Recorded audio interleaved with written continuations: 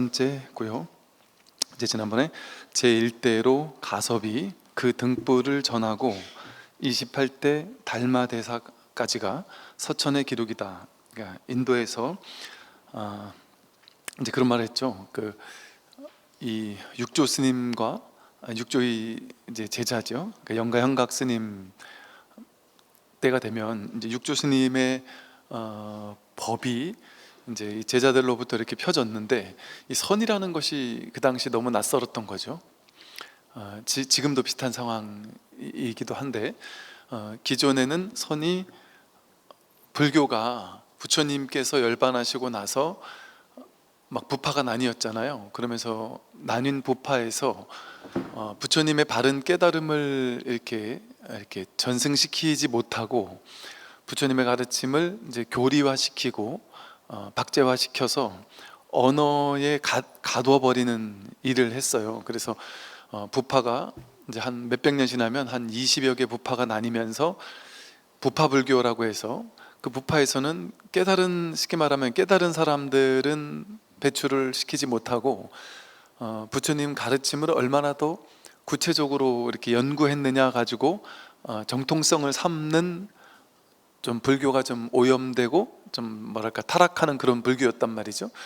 그럴 뿐만 아니라 그 부파불교는 대중포교에는 전혀 관심이 없고, 당신들끼리 이제 모여가지고 스님들끼리의 불교, 교학만 이제 열심히 공부하는 이제 그런 불교였단 말이죠. 그래서 참뜻과도 멀어졌을 뿐만 아니라 깨달은 사람들의 대가 끊기는 이런 일이 벌어졌죠. 그러고 나서 그것에 대해서 이제 이것은 진짜 불교가 아니다라고 해서 이제 대승불교 운동이 일어났고, 그러고 나서 이제 대승불교 가르침은 펴졌으나 그 또한 부처님 같은 분이 나타나지 못했고, 대승불교 경전을 가지고 뭐 중간사상, 뭐 유식사상 해서 사상으로 이렇게 정립한 사람들이 있어요. 그리고 그렇게 했던 사람들을 뭐 용순이, 세친이 해서 유식불교를 대성하고 또 중간사상을 대성한 사람이다 이렇게 알고 있고, 그들을 이제 우리가 보살이라는 이름으로 칭하고 있었단 말이에요. 근데 이제 그분들도 사실은 지금 그냥 냉정하게 보면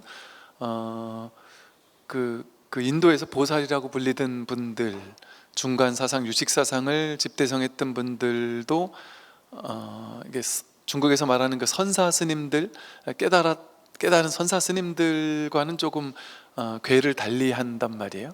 좀 철저하게 좀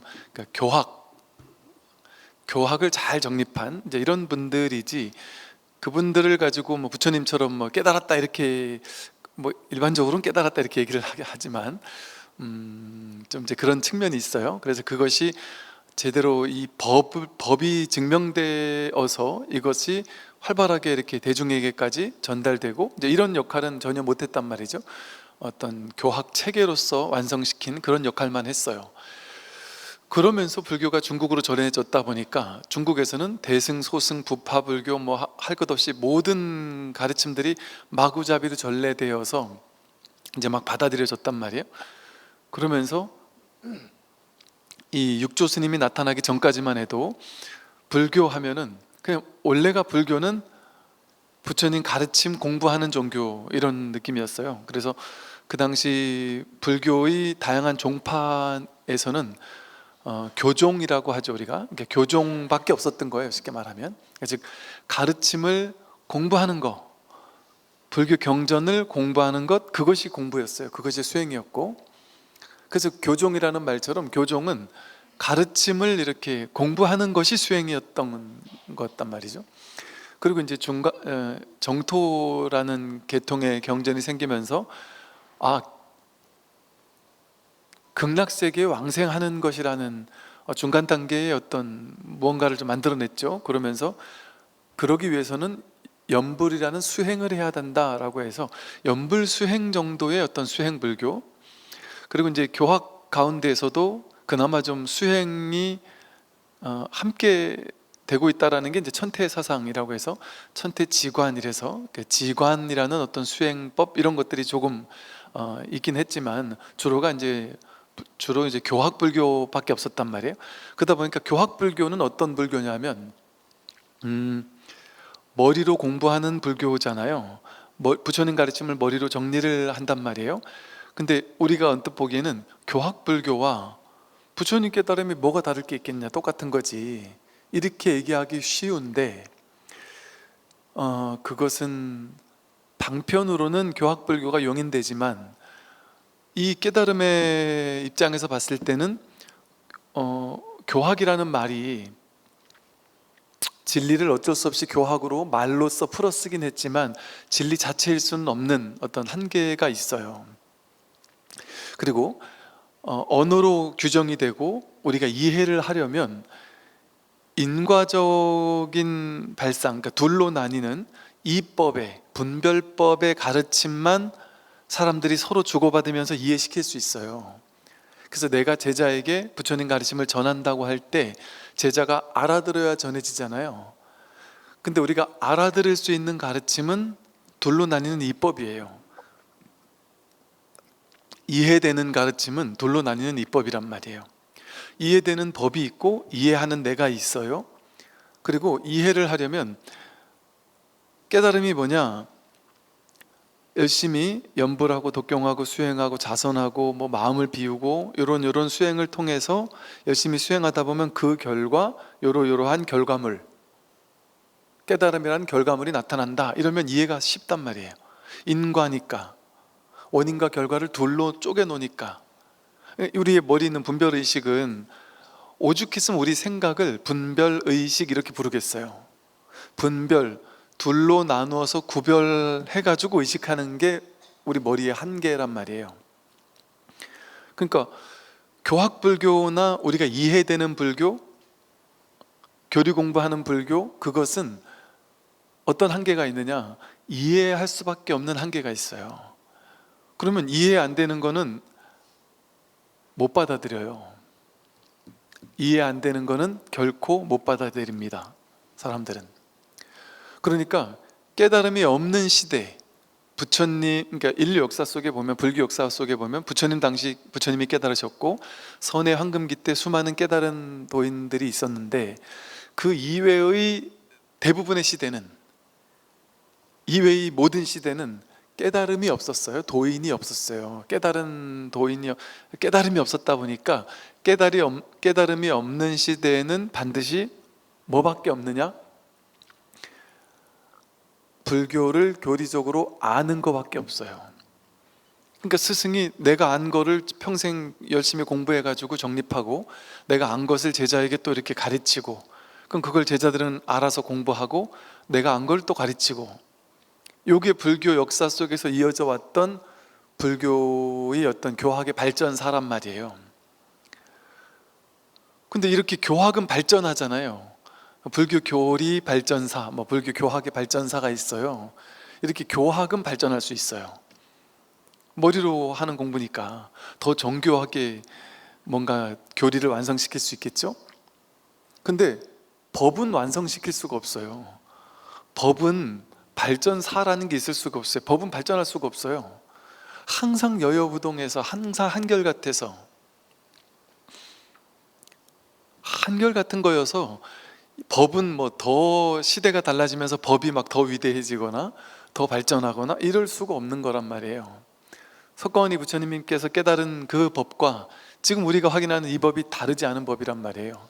결코 일도 발전될 수가 없어요. 근데 교학은 계속 발전해요. 그리고 이 법은 머리로 이해할 수가 없어요. 그런데 법이 없을 때는, 교학을 발전해 가면서 공부하는 시기에는 이해되지 않으면, 여러분 이해되지 않는 거 공부할 수 있습니까? 이해되지 않으면 공부를 못해요. 이해되지 않는 이 교리 공부는, 이해되지 않는 이 법의 공부는 머리로 이해하는 사람이 결코 닿을 수가 없습니다. 머리로 이해하기로 한 수많은 공부인들이 이 깨달음에는 근처도 못 간단 말이에요. 그럼 이 머리로 이해하는 사람들은 어디만 근처에 가겠어요? 교학 근처에밖에 얼쩡얼쩡거리는 것밖에 할 수가 없어요. 결정코 교학만 하는 사람은 깨달음이 없고, 깨달음이 있는 사람은 더 이상 교학 가지고 이렇게 건드리지 않는단 말이에요. 교학을 방편으로 쓸 수는 있겠지만, 그러니까 즉 불교 역사가, 이 오랜 불교 역사가 교학의 발전의 역사였고, 그 말은 곧 법이 없는 시대였다는 소리를 증거하고 있어요.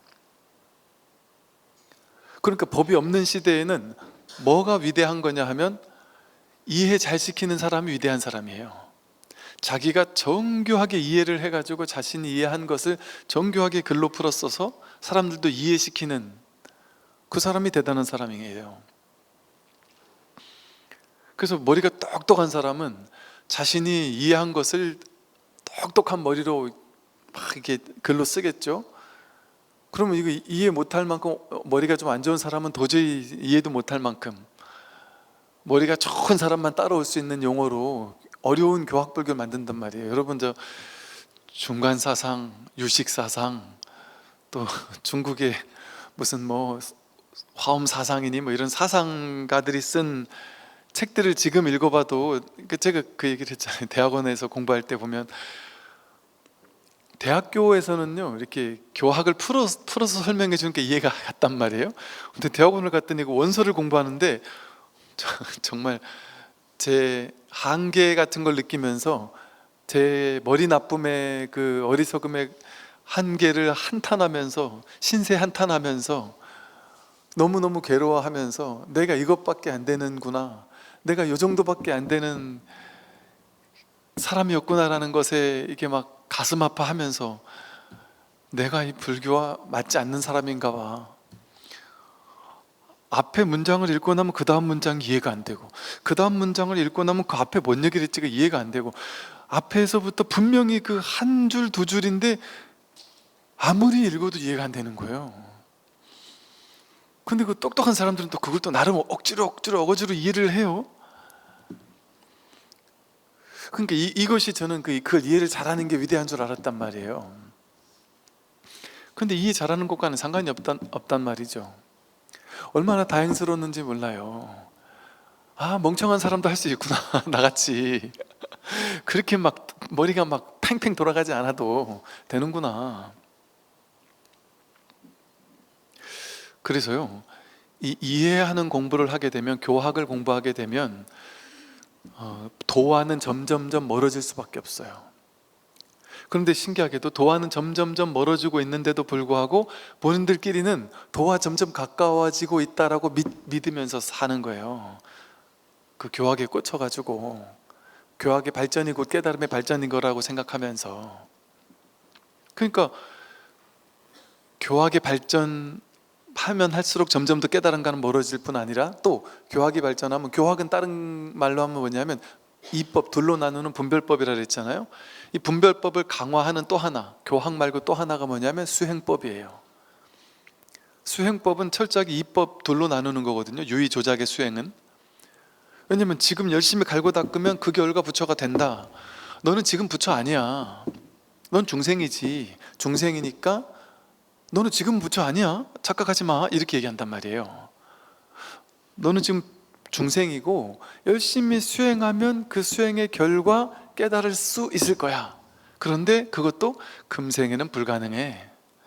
세세생생 갈고 닦아서 억겁을 윤회하면서 갈고 닦다 보면 나중에 억겁이 지난 이후에 깨달음의 인연을 얻을 수도 있어. 잘하면, 재수가 좋으면. 이거 너무 멀어지잖아요. 깨달음과 나 사이가 너무 멀어진단 말이에요. 여러분 20년 전에 다 그러고 공부하지 않았습니까? 우리가 금생에 할 수 있는 최고의 것은 복 짓고, 어디 선방에 깨닫는 공부하는 스님들 모여 앉아서 수행하고 있는 선방에 가서 대중공양하러 갔다가 문고리 한번 이렇게 잡으면서, 야, 선방에 문고리만 잡아도 깨닫는 인연이 있다는데 하고 문고리 서로 막 잡으려고 대중공양하러 가고, 그거에 만족해야 된다라는 어떤 패배감 같은 거에 좀 떨어 있었을 수도 있어요. 특히 제가 잘하면 더욱더. 왜? 아니, 스님들이 저렇게 수행만 해도 안 된다는데 우리가 어떻게 되겠어? 우리는 저분들보다 훨씬 수행을 적게 하는데. 점점 수행하는 사람과 수행하지 않는 사람, 출가와 재가자를 자꾸 둘로 더 극단적으로 나누는 공부가 된단 말이에요. 또 재가자 분들 사이에서도 수행을 많이 한 사람과 적게 한 사람, 교학을 많이 하는 사람과 적게 하는 사람이 철저하게 계급이 나뉜단 말이에요. 둘로 나뉜단 말이에요. 둘로 나뉘는 것은 법이 아니에요. 그래서 수행을 열심히 하는 사람을 우러러 봤어요. 그래서 제가 처음 불교 공부하면서 이 불교계 분위기가 수행 열심히 하는 사람 있잖아요. 그 사람들을 엄청나게 떠받들었어요. 그리고 수행 잘하는 사람을 되게 대단하게 우리가 우러러 봤어요. 그 수행자라는 건 뭐냐 하면 오래 앉아있는 달인들 있잖아요. 오래 앉아있는 달인, 오래 앉아있는데도 다리가 아픈 내색을 안 하고 끝내 버티는 거 잘하는 사람 있잖아요. 누가 오래 앉아있는, 안 아픈 척하고 오래 앉아있나 내기하는 것도 아니고, 몰라요. 모든 불교계에서 그랬다는 건 아니고, 제가 접한 불교, 제가 안목이 작아서 그럴 수도 있어요. 제가 느낀 불교는 오래 앉아있는 거 잘하면 대단한 수행자라고 알아주는 분위기였고요. 또 이제 연불, 독경, 다라니, 절, 뭐가 됐든 수행을 오래오래 끈질기게 잘하는 사람, 호기합장을 하고 엉덩이를 탁 들어올려가지고 한 번도 내리지 않고 금강경 7독을, 그것도 한글로 7독을 한 서너 시간에 걸쳐서 꼿꼿하게 하는 사람을 보고 제 느낌에, 제가 수련대를 갔는데 수련대에서 금강경 7독을 하는데 엉덩이를 한 번도 땅에 안 내리고 딱 꼿꼿하게 해가지고 금강경을 용맹스럽게 큰 소리로 막 하는 사람을 보면서 뒤에서 이렇게 서가지고, 저는 엉덩이를 앉았다가 일어났다가 허리 아파서 앉았다, 제 허리가 어릴 때 좀 다쳤었거든요. 전 허리가 아프니까 꼿꼿하게 이러고 오래 앉아있는 건 로망이 있었어요. 제가 그걸 못하니까. 마음은 나는 불교에서 뛰어난 사람이 되고 싶은데 이 몸뚱이가 안 받아주는 거예요. 제가 중고등학교 때 축구를 하다가 정면으로 팍 부딪혀서 딱 쓰러지고 나서 몇 시간을 누워가지고 이렇게 일어나질 못했을 정도가 있었는데, 그러고 나서 허리가 되게 안 좋았었거든요. 그러니까 이걸, 또 옛날에 태권도를 오래 했었다 보니까 한쪽 발만, 제가 느낌에 한쪽 발만 계속 이렇게 쓰니까 이 골반이 좀 틀어졌었나 봐요. 그러니까 이렇게 앉아있으면 한쪽 골반만 아파서 죽을 것 같은 거예요. 근데 이걸 그 얘기를 하니까 수많은 선생님들 뭔 얘기를 했냐면, 그 몸뚱아리를 조복받아야 돼. 그 몸을 조복받지 못하면 수행 시작도 못해. 그 말을 믿었죠. 그러면 이제부터 내가 할 일은 뭐였냐면, 앉아가지고 아프기 시작할 때, 그때가 이제 공부 시작인 거예요. 그 아프기 시작할 때 한쪽 골반이 아파 죽을 것 같은데도 불구하고 그걸 버티고 끝까지 있어야 되는 그 공부. 그 분명히 논리적으로 사람들한테 얘기 들으면 그거를 한 두세 시간, 서너 시간 막 죽을 때까지 하다 버티다가, 제가 아는 스님이 그랬거든요. 다 그러지, 너만 그런 게 아니야. 다 그래, 다 아파. 안 아픈 사람이 어딨노? 근데 우리는 그걸 한번 이겨낸 사람이야. 그거 한 3시간, 4시간, 5시간 밀어붙여 싸워봐. 한 번에 갑자기 막 그 고비를 딱 넘기고 나면 시원해져. 그러고 나면 안 아파, 이 얘기를 딱 들었어요. 그때 그 얘기 하던 그 스님이 얼마나 멋있던지. 그래서 이제 그거 하려고 해봤거든요. 싸워봤거든요. 몸하고 싸워봤는데 안 되더라고요. 저는 이게 나중에는 몸이 이렇게 막 부들부들 떨리다가 오한이 막 오더라고요. 그 오래 막 버티며 싸우니까. 와, 이게 맞아 싶은 생각이 들면서, 그러고 나서 이제 다리를 풀었어요. 다리를 풀을 때 그 패배감, 내가 지금 몇 시간을 버텼는데 내가 이걸 못 참고 시원해지는, 그걸 체험을 못하고 이걸 풀어야 되는 그 패배감, 정말 죽을 것 같더라고요. 너무 나는 깨달음과 거리가 먼 사람이야 라고 소리치는 것 같았어요. 그러면서 이제는 이제 스님들을 만날 때, 또 내 선을 하는 스님들을 만날 때마다 내가 작아지고, 저분들은 모르겠어요. 그 당시 3개월 안거를 들어간다 이러면 일단 앉아있는 데는 도 같은 사람이라는 느낌이 든 거예요. 주로 그러겠죠. 근데 저는 그게 안 되잖아요. 이게 그걸 많이 들어서 그게 안 되니까 와 정말, 그래서 저는 그 당시 정말 이 서늘하는 스님들, 오래 앉아 있는 분들에 대한 엄청난 그 존경심과, 내가 안 되니까 하다못해 제 학교 다닐 때 수련대를 갔는데 제가 무시하던 친구들, 그러니까 불교에선 나를, 내가 제일 뛰어나라고 생각을 하고 있었는데 수련대를 갔는데 뒤에 앉아가지고 저는 허리 아파 죽을 것 같은데 이놈의 친구들이 꼿꼿하게 저 앞에서 딱 서 있는 모습을 보고는, 야, 스님은 고사하고 내가 저들보다 더 못하구나. 그러니까 왜 그런 생각을 했을까요? 지금 생각하면 정말 코미디 같은 생각이란 말이에요. 근데 그게 그 당시는 코미디가 아니었어요. 불교 전반에 흐르는 분위기였어요. 그렇게 수행을 오래도록 열심히 해야만 했어요. 그게 깨달음과 가까이 가는 유일한 길이라고 생각했어요. 그러다가 어느 날 막 금강경 열풍이 일면서 금강경 7독을 딱 해야 된다 해서 이제 그래, 내 차라리 참선을 못하니까 금강경 7독을 해야 되겠다. 그거를 막 계속 하다가 또 어느 날인가 뭐 신묘장구 대단하니를 108독을 하면 좋다, 신묘장구 대단하니 기도를 또 막 하다가 뭐 어느 땐가 또 막 절을 하면 좋다니까, 야 그래 난 허리도 안 좋은데 절로 바꾸자 해서 전향해가지고 이제 절, 한때 절에 꽂혔을 땐 또 좋더라고요. 왜 좋으냐 했더니 허리가 안 좋은데 제가 이렇게 방석에 앉아서 눈을 감고 절을 하면요, 한 20-30분 절을 하면 분명히 부처님을 바라보고 절을 했는데 눈을 감고 염불하면서 절하다가 눈을 딱 떠보면 제가 저쪽을 쳐다보고 있어요. 이게 절을, 방석 펴놓고 절을 오래 하면 자기가 골반이 틀어진 방향으로 이렇게 가요. 그래서 혼자서 법당 중간에서 혼자 절을 하다 보면 한 바퀴 삥 돌아요. 막 본인은 돈 줄도 모르고, 이쪽으로 도는 사람이 있고 저쪽으로 도는 사람이 있고. 그런데 그래도 계속 하다 보면 나중에 도는 게 덜 돌아요. 그러다가 이제는 안 돌 수도 있어요. 그러면서 이게 좀 균형이 잡혀요. 왜냐하면 절이라는 게 좌우가 완벽하게 대칭이 되도록 바닥까지 내려갔다가 올라가잖아요. 그러면서 이 어깨에서부터 골반 전체를 균형 잡히게 이렇게 힘을 주면서 이렇게 균형을 맞춰주는 역할을 한다더라고요. 그때 이제 막 완전 절에 꽂혀가지고 그때 막 절 열풍이 불었어요. 그래서 이거 내 할만하다. 몸도 좋아지고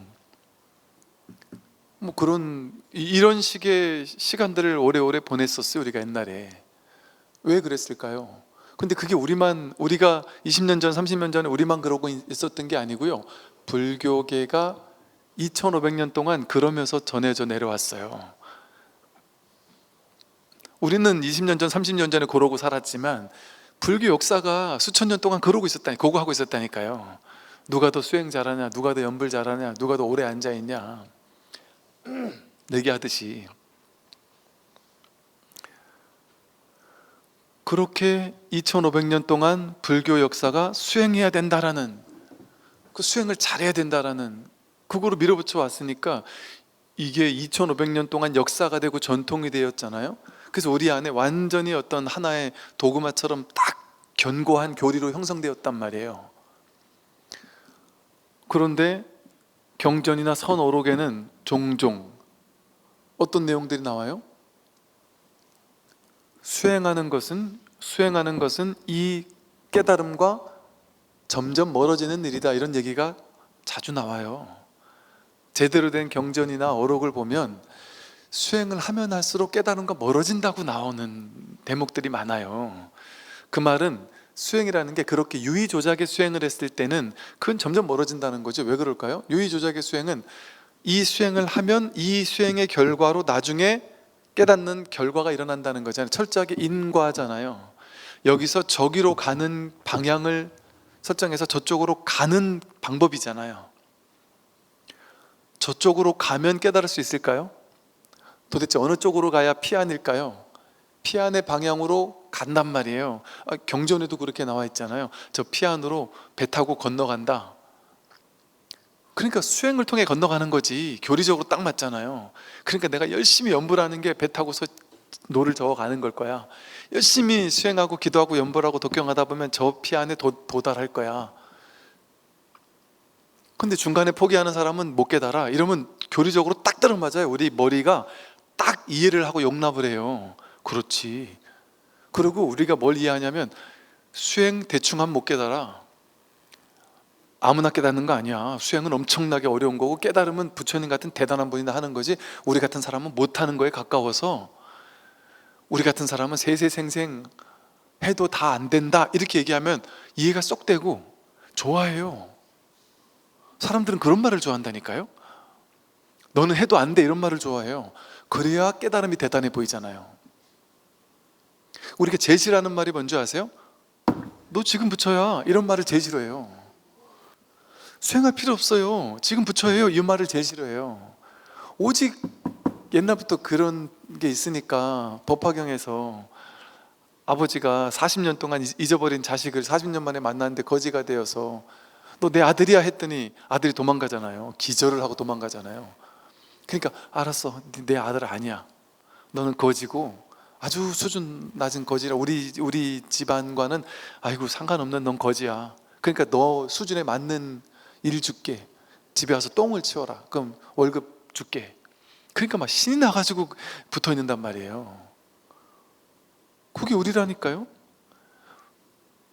지금 여지없이 부처예요 이렇게 말하면 다 도망간다니까요. 거기 남아서 공부할 사람이 없어요. 여러분은 부처 아니고요, 어리석은 중생이에요. 그러니까 참 힘든 거, 똥 치우는 일이 뭐겠어요. 절하고 기도하고 연불하고 독경하고 복짓고 뭐 온갖 유의 조작에 인과적으로 할 수 있는 것들, 그것부터 시작하세요. 그래 업장을 소멸하지요. 마음에 뭐 업식을 정화하고 죄의식을 없애버리고 뭐 참회 기도를 하고 이런 거 있잖아요. 쉬운 거, 인과적으로 이해가 쏙쏙 되는 거, 그거부터 하세요. 그러면은 너무 신난다니까요. 하나하나 업장을 버리는 일을 하세요. 청소하는 일을 하세요. 그게 분별의 똥을 치우는 일이라니까요. 그러니까 사람들이 제일 좋아하는 마음 공부는 자기 마음 정화하는 거예요. 참회하는 거, 정화하는 거, 뭐 이런 거 있잖아요. 업장 소멸하는 거, 이런 거. 그거 뭐 100년 걸려도 상관없다고 생각해요.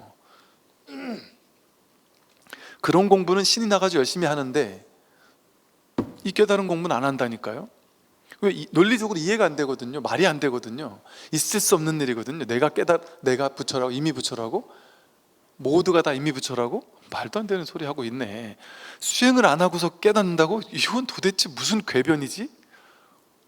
어떻게 수행을 안 하는데 깨달아? 왜? 이 세상에 우리가 이해할 수 있는 모든, 이 세상에 있는 모든 것들은 전부 다 인과법이거든요. 둘로 나누는 분별법이거든요. 열심히 하면 그 결과를 얻고 열심히 안 하는 결과도 없는 거, 그게 우리가 이해하는 세간법이었단 말이에요. 세간의 분별은 다 그렇게 구조가 이루어져 있어요. 근데 딱 이 공부 하나만은 출세간법이란 말이에요. 세간의 원리가 작용하지 않는 공부예요, 이 공부가. 그래서 이 공부는, 이 공부할 사람 모이세요? 안 모인다고요. 다 똥 치우는 일 할 테니까 모이세요 그러면 다 모이는데, 내가 바로 부처다 이 공부할 사람 모이세요 그러면 안 모인다니까요. 그런데 이렇게 지금 이렇게 모이는 게 신기한 일인 거지. 이제 이게 왜 그러냐면 지난 2500년 동안 안 모였던 거예요. 내가 바로 부처고 수행하는 거 아닙니다, 이런 식의 이야기는 안 먹혔던 공부예요. 그래서 사실은 육조 스님의 가르침이 안 먹히는 가르침이에요. 너무너무 안 먹히는 가르침일 뿐만이 아니라 너무 파격적이어서, 너무 충격적일 만큼 파격적이어서 스님들조차 무시하는 가르침이었어요, 육조 스님의 가르침이. 그런데 소수의 깨달음의 근처에 간 스님들, 그런 분들이 모여가지고 육조 스님의 법문을 듣고 깨달았단 말이에요. 육조 스님의 제자들 가운데 아주 걸출했던 도인들이 있었단 말이에요. 그분들 때문에 육조 스님이 뒤늦게, 이렇게 쉽게 말해서 뒤늦게 뜬 거예요. 주목을 받았던 거예요. 육조 스님 당시만 해도 육조 스님의 직제자들, 깨달았던 그 직제자들 빼고는 불교계 전체가, 모든 교학불교나 수행불교 하는 불교계 전체가 욕을 했어요. 왜 그럴까요?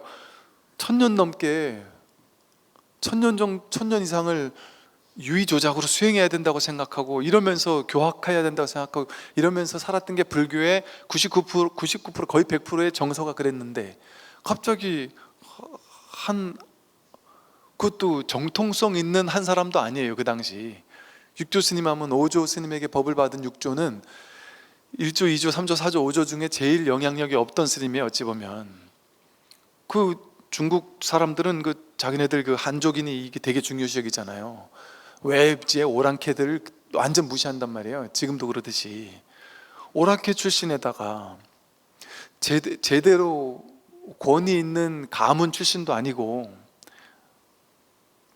저 어디 꼴짝에서 살다가 왔는데 정식으로 출가한 스님도 아니고 행자, 젊은 행자가 갑자기 법을 받아서 도망쳐가지고 한 10년 넘게 없어졌어요. 그거를 누가 왜냐하면 사람들의 분별심은요 권위 좋아하거든. 권위. 옛날에도 그랬잖아요. 우리 옛날에는 원래 이 권위적인 시대에는 어떠냐면요, 여러분 지금이니까 우리가 그 권위가 깨지는 시대다 보니까 고정관념이 깨지는 시대예요. 지금 시대 자체가 신기하게도. 그러니까 지금은 무슨 뭐 대단한 학벌이 좋고 막 이러지 않아도 뭐 예를 들어 자기가 말 잘하면, 노래 잘하면 가수가 아니어도 막 유튜브로 막 100만 1000만 막 이렇게 이래 되잖아요. 그 사람은 유명한 가수가 아니래도 뜰 수가 있어요. 뭐 정치 유튜브 채널들도 보면은 유명한 정치인들이나 유명한 무슨 정치 외교학과를 나온 뭐 이런 사람 교수님들이 유튜브 채널 해야 잘 되는 게 아니에요.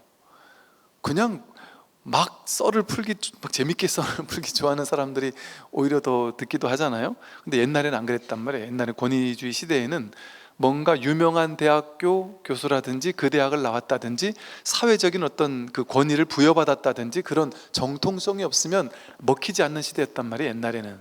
육조 스님 시대는 더 심했죠. 그러니 육조 스님은 모든 것이 부처님처럼 좀 왕족 출신쯤 되고, 뭔가 좀 부처님은 완벽한 조건을 갖추고 처음 시작했으니까 얼마나 어렵겠어요. 그러니 완벽한 조건, 어지간한 상당한 조건을 갖추고 시작한 분이에요. 그러니까 그 전역을 다니면서도 온갖 언어도 다 됐죠. 과학이며 수학이며 그 엘리트들과 대화가 되는 수준의 학식도 풍부했고요. 왕족이니까 그 누구도 무시하지 않았던 분위기도 있었고요. 그러니까 임금들이 수많은 이게 수행자가 있어도 바라문이라는 사문들이 엄청 많았는데 다른 사문들하고 같이 말을 섞고 이러기가 출신이 안 좋으면은 좀 꺼림직했었겠죠. 그런데 고타마 시타르타는 사문치고는 왕자 출신이다? 야, 그럼 내가 저 사람하고는 얘기를 해도 남들이 나를 우습게 보지 않겠구나. 같은 부류니까. 그러니까 그런 것도 상당히 영향을 받았을 거란 말이죠. 그런데 이 육조 스님 때는 그런 배경도 없었단 말이에요. 그러다 보니까 육조 스님이 더구나 한 1000년 넘게 불교는 이런 거야 라고 불교는 이렇게 유의조작으로 수행하는 거다, 교학 열심히 공부해야 되고 이래야만 그 결과 깨닫는다, 이런 분위기에서 육조 스님이 나타나서 그런 거 아니다, 유의조작하는 거 아닙니다, 선정 열심히 갈고 닦으면 그 결과 해탈 얻는다? 아닙니다. 선정, 해탈 이런 거 얘기하지 않습니다. 둘로 나뉘는 것은 도가 아니기 때문입니다. 오래 앉아있는 거 그런다고 깨닫는 거 아니다, 지금 누구나 부처다, 이런 말이 충격적일 만큼 파격적이었단 말이에요. 그러니까 어쩔 수 없이 그 제자들 때에 당신의 스승의 가르침이 이것이 분명하다라는 것을 훤히 아니까, 왜 육조 스님 제자들 가운데는, 깨달았던 제자들 가운데는 다양한 교파에서 교학하던 교파에서 교학을 충분히 공부하던 사람들도 많았어요. 그런 사람들 거기서 답이 안 나오니까 여기 와서 법문을 듣고 문득 깨닫는 스님들이 많았단 말이죠. 이렇게 깨달아 보니까 이것이 교학하고는 차원이 다른, 이것이야말로 진짜 깨달음이고 공부고 나라는 걸 아니까 이분들이 이제 이 육조 선양 운동을 펼치기 시작한단 말이에요. 그런데 그냥 하니까 안 되는 거예요. 안 먹히는 거예요. 사람들이 전부 다 그게 무슨 부처님이냐, 불교와 전혀 다른 얘기잖아. 불교는 열심히 기도하고 수행하고 정진해서 깨닫는 건데 너는 수행하지 마라 뭐 어쩌고 이런 게 말이 되냐, 이렇게 얘기를 한단 말이죠. 그러니까 그것을 정당화시키기 위해, 중생의 눈높이가 그렇게 생각하니까 니네는 그렇게 생각하면 그렇게 생각해, 맘대로 해, 우리는 공부할 사람만 있으면 돼, 이렇게 해도 되는데 이제 이 공부하는 사람들이 많아지고, 또 이 불교의 목적이 뭐예요? 부처님처럼 바른 법을 깨달았으면 눈높이를 낮춰서라도 근기를 맞춰서, 중생들에게 근기를 맞춰서 그 중생들을 구제할 수 있는 다양한 방편을 구사해야 된단 말이에요. 응병여약으로, 야 공부할 사람만 하고 공부 안 할 사람 오지 마, 욕할 사람들은 안 와도 돼, 안 와도 돼, 가 공부 진짜 할 사람만 와, 이렇게 해도 되겠죠. 또 그게 어찌 보면 약간 선의 스타일이에요. 공부할 사람만 해라. 또 시대적인 분위기도 좀 그랬고. 근데 부처님처럼 응병여약으로 병이 있는 사람의 눈높이에 맞춰서, 그 사람들의 근기에 맞춰서 근기에 맞는 법문이 필요했단 말이에요. 또 이제 선이 점점 좀 이제 뭐랄까 많은 사람들에게 관심을 얻게 되고 하니까 점점 더 필요한 방편이 필요했단 말이죠. 그러니까 어쩔 수 없이 이 육조 스님의 이 선이라는 것을 조금 정당화시키기 위해서, 이것이 석가모니 부처님에게서부터 나온 불교 맞다, 이 얘기를 어쩔 수 없이 강조 아닌 강조를 해야 됐어요. 이게 얼마나 어찌 보면 좀 우스운 일이에요. 아니 불교가 불교 얘기하는데 우리 불교 맞아요, 이 얘기를 해야 된다는 게 참 서글프죠. 근데 지금도 그런 사람들이 있어요. 지금도 선불교는 불교 아니다 이렇게 생각하는 사람이 있어요. 그 옛날부터 있던 전통이에요. 미얀마에서 공부하고 무슨 뭐 태국에서 공부하고 남방불교 윗바사나 그것만이 불교의 직설이다 이렇게 생각하는 사람이 있어요. 윗바사나만이 불교 직설이고 뭐 초기 불교 경전만이 진짜 경전이다, 심지어는 대승불교 경전도 진짜가 아니다, 석가모니 부처님의 아함경 니까야만 진짜다. 그리고 선과 초기 경전의 가르침 교리가 어떻게 연결되느냐, 본인 이 교화가 하는 사람은 선의 깨달음과 뜰 앞에 잣나무하고 연기법 사성제 3법인 12연기 8정도 5원 12처 18개하고 어떻게 도대체 연결을 해야 될지, 교학적으로 어떻게 이걸 매칭시켜야 될지 모르겠잖아요. 머리로 하려면 얼마나 머리가 터지겠어요. 머리로 그렇게 하려면 머리가 터지는데, 그냥 이 마음을 깨닫고 보면 다 같은 얘기를 하고 있다니까요. 선에서 뜰 앞에 잣나무나 5원 12처 18개나 같은 얘기를 하고 있어요.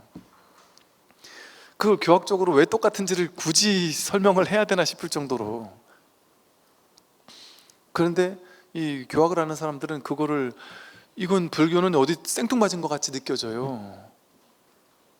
그 손가락 하나 들고 이러니까 부처님이 손가락 하나 든 적이 있냐? 5원 12처 18개가 가르쳤지? 이렇게 생각한단 말이에요. 그러니까 생뚱맞은 불교라고 착각을 하는 거예요. 그래서 사실은 자기 마음을 깨달아봐야 안다는 말밖에 사실은 할 수가 없어요. 사실은 이렇게 구구절절 말을 해봐야 어차피 믿을 사람은 믿을 것이고, 이런 얘기 안 해도 믿을 것이고, 믿지 않을 사람은 어차피 안 믿어서 어쩔 수가 없어요. 근데 최선을 다 얘기 내볼지언정 솔직히 말씀드리면, 그래서 어느 정도 믿음이 필요해요. 그 믿음을 가지고 그냥 공부해봐야 돼요. 본인이 맛보고 나면 확연한데, 맛보기 전에는 욕을 한다니까요.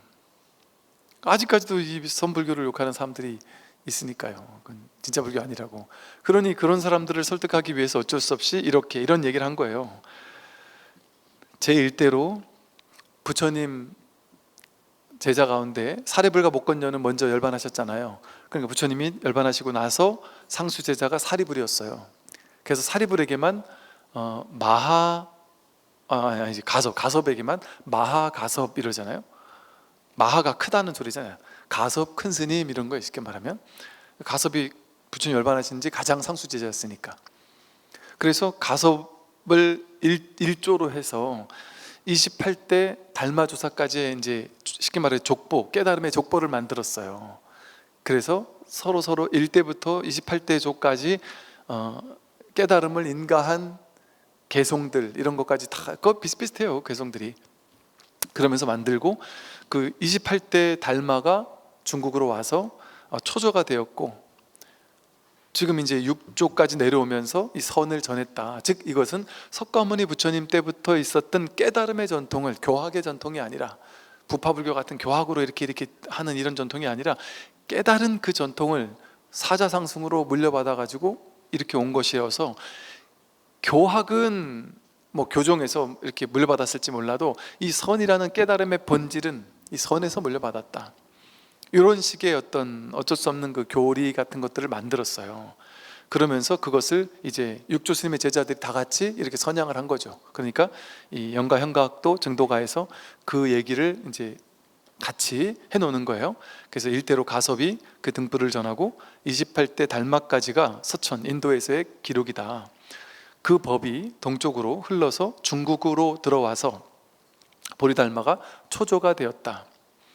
6대까지 내려오면서 옷과 법, 이 가사와 법을 전한 것을 천하가 다 알고 있다.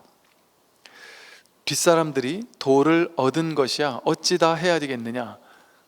그 이후에 이제 육조 스님 이후에 육조 스님의 제자들이 서로 이제 저마다 자신의 어떤 그 공부처로 가서 자신의 문을 열고 깃발을 세워서 자신의 가풍을 만들고 자신의 제자들을 이제 양성하면서 이 육조의 법을 이제 선양하는, 이런 법을 펴는 이런 역할들을 충실하게 했고, 그러면서 지금 뭐 우리나라에 지금 뭐 선이, 우리나라는 지금 선교 뭐 옛날부터 선교 양종인 이렇게 됐잖아요. 그만큼 이제 선이라는 게 교종과 대등하게 커지기도 했고, 지금 우리나라 하면은 뭐 조계종이라는 큰 종단에서도 이게 선을 바탕으로 하는 그 임재종 계열, 이 육조 스님의 계열이란 말이에요.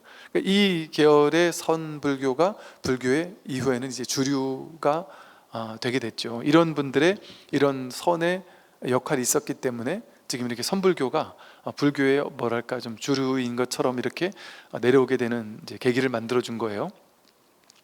그래서 수많은 그 육조 스님 이후에 이제 송나라 때 대해 스님이 서장이라는 것을 통해서 이 육조 스님의 법을 이제 조금 더 구조화시켜서 간화선이라는 방식으로까지 구조화시켰다라는 거, 수행법화 시켰다라는 거, 뭐랄까 이렇게 교리화, 수행법화 시킨 거예요. 이 교리화되지 않고 수행법화되지 않는 선을 어쩔 수 없는 시대적인 필요에 의해서, 왜 그 어떤 시대적 필요였냐면 그 당시 선불교가 막 확 이렇게 선불교에서 말하는 깨달음이 엄청 많이 이게 전해지면서 어느 나라든지 똑같아요. 이 너무 고차원적인 철학, 종교 가르침이 있고 나면 그 밑에 있는 다양한 가르침들은 이걸 따라가게 돼 있거든요. 그러니까 도교라든지 유교라든지 이런 것들이 불교의 가르침을 따라가게 됐고, 그 당시 그 공부를 많이 했던 그 식자층이라든지 무슨 그 정치인들이라든지 이런 사람들은 전부 다 유불선을 다 같이 공부하지 않으면 안 됐단 말이에요. 근데 그 가운데 가장 탁월한 사람이 되려면 이 불교였단 말이에요. 유학과 도교는 공부하면 누구나 할 수 있는 건데 불교는 공부해서 되는 게 아니다, 깨달아야 된다는 이것이 퍼져 있었단 말이에요. 그래서 실제로 황벽 어록을 썼던 그분도 쉽게 말하면 도지사 같은 위치에 있던 사람인데, 그 사람이 황벽 어록을 이렇게 정리해서 글로 내고 했잖아요. 그러면서 이걸 깨닫는 것이야말로 가장 최고의 이상이고 최고의 가치구나, 내가 이 생에 할 수 있는 가장 위대한 공부는 이 선을 깨닫는 것이구나라는 게 엘리트들 사이에서의 분위기를 형성했단 말이에요. 그러니까 수많은 전국 각지에 있는 막 종교 정치인들이 깨달았다는 큰 스님들을 찾아가서 공부를 하고 그 가운데 또 깨닫는 사람들이 생겨나고 그랬단 말이죠. 그게 약간 붐처럼 일었던 거예요, 신기하게도. 그래서 그런 사람들을 위해서 이게 불교가 이제 선이 확장된 거죠.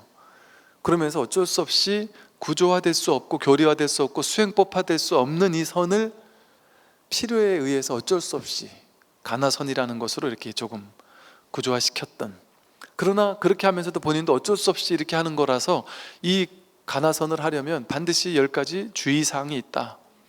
이 주의사항을 어기게 되면 이 수행법이 오히려 잘못돼 버릴 수 있는, 잘못된 수행이 될 수 있는 단점도 지니고 있다는 걸 알고 있었단 말이에요.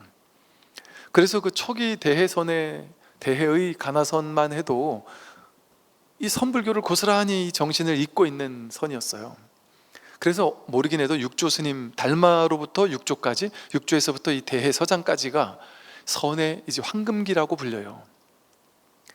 그리고 나서 이제 대예스님 이후가 되면서 이제 불교가 전반적으로 좀 이렇게 교세가 좀 꺾이기도 했고, 또 선도 마찬가지로 꺾이면서 나중에는 이제 선불교조차 또다시 유의조작하는 가나선이 유의조작하는 가나선으로 바뀌고, 뭔가 열심히 애써가지고 노력해야 되는 가나선으로 바뀌면서 이게 가나선의 초기 가나선에 살아있는 진짜 가나선의 전통이 좀 사라지게 되면서 유의조작으로 밀어붙이는 가나선으로 바뀌어요. 근데 이것은 어쩔 수 없는 수순이에요. 왜냐하면 깨닫지 못한 분별하는 중생들은 분별이 이해되는 것밖에 못하거든요. 분별은 열심히 하면 그 결과 이렇게 될 수 있어 라는 둘로 나누는 것만 이해한단 말이에요. 그리고 나중에 이제 그 국가에서 호국불교라 해가 중국도 국가에서 막 큰 절들 막 후원을 해줬고, 또 나중에 국가에서 주지 스님들도 이렇게 발령시켰단 말이에요. 그러니까 지금 뭐 국회의원들처럼 각 자기 구역에서 활동하기보다는 이 중앙에 와가지고 해야 되는 정치 활동이 많았었어요. 그러니까 주지 스님들이 옛날에는 선 당시만 해도 주지 스님들은 주지라는 타이틀은 제2의 부처였거든요. 그래서 주지 스님이 계시는 절의 법당에 부처님을 안 모셨어요. 불상을 안 모시고 그냥 텅 빈 이런 공간이었어요. 왜? 주지가 딱 쓰면 거기가 법당이고 거기가 부처였단 말이에요. 부처의 말이었단 말이에요. 그만큼 주지 스님은 깨달음의 안목이 있는 사람을 주지로 뽑았단 말이에요. 그분의 가르침을 부처님 삼아 공부하라는 얘기거든요. 그런데 나중에는 국가에서 이제 주지를 발령하고 하니까 주지 스님이 그 절에 있지도 않고, 대중들은 스님들은 막 100명 1000명씩 있는데 주지가 없으니까 주지는 이제 저 한양으로 갈 때 뭔 얘기 하겠어요? 이제 숙제를 주는 거예요. 갔다 올 때까지 오래 앉아서 화두를 드세요. 뜰 앞에 잣나무 들어. 어떻게 하는 건지 들어. 토 달지 말고 들어. 열심히 앉아가지고 오래오래 앉아가지고 가나선 해라. 오래 앉아 있으면서 그냥 열심히 밀어붙여야 된다. 그러면은 갔다 와더라도 상관없거든요. 본인이 없어도 난 숙제 다 내놨으니까. 그러면서 불교가 이렇게 오랫동안 유의조작의 수행으로 바뀌어버린 것 때문에 그 이후부터는 깨달은 도인들이 없어요. 잘 찾아봐도 없어요.